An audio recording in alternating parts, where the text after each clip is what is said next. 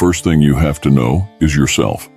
A man who knows himself can step outside himself and watch his own reactions like an observer.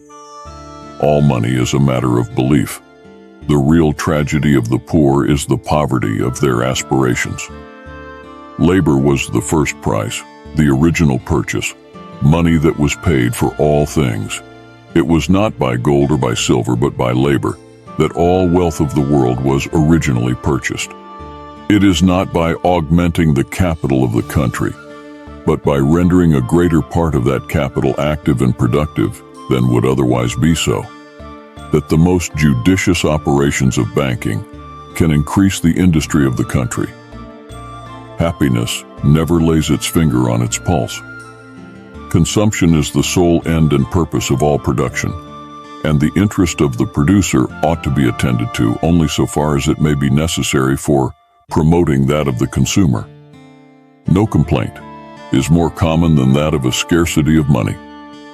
What can be added to the happiness of a man who is in health, out of debt, and has a clear conscience? Humanity is the virtue of a woman, generosity that of a man. Never complain of that of which it is at all times in your power to rid yourself. On the road from the city of skepticism, I had to pass through the valley of ambiguity. The propensity to truck, barter, and exchange one thing for another is common to all men, and to be found in no other race of animals. As soon as the land of any country has all become private property, the landlords, like all other men, love to reap where they never sowed, and demand a rent even for its natural produce. With the greater part of rich people, the chief enjoyment of riches consists in the parade of riches. Adventure upon all the tickets in the lottery, and you lose for certain. And the greater the number of your tickets, the nearer your approach to this certainty. Great ambition, the desire of real superiority, of leading and directing, seems to be altogether peculiar to man, and speech is the great instrument of ambition. The real and effectual discipline which is exercised over a workman is that of his customers.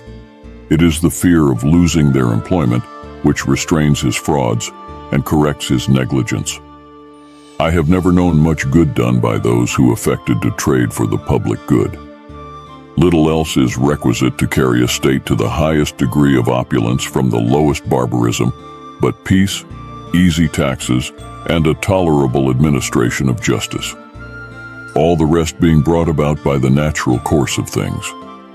Labor was the first price, the original purchase, money that was paid for all things. Defense is superior to opulence.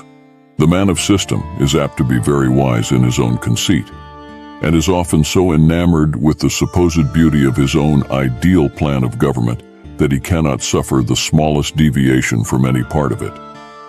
He seems to imagine that he can arrange the different members of a great society with as much ease as the hand arranges the different pieces upon a chessboard.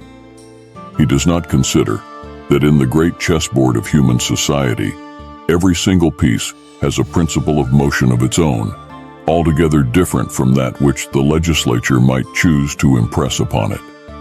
The theory that can absorb the greatest number of facts and persist in doing so, generation after generation, through all changes of opinion and detail, is the one that must rule all observation. Nothing is more graceful than habitual cheerfulness. No society can surely be flourishing and happy, of which by far the greater part of the numbers are poor and miserable. Adam Smith, 1723 to 1790, was a Scottish economist and philosopher who is considered the father of modern economics. He is best known for his seminal work, The Wealth of Nations, 1776, in which he advocated for the principles of free market capitalism and the invisible hand theory, emphasizing the role of self-interest and competition in promoting economic prosperity.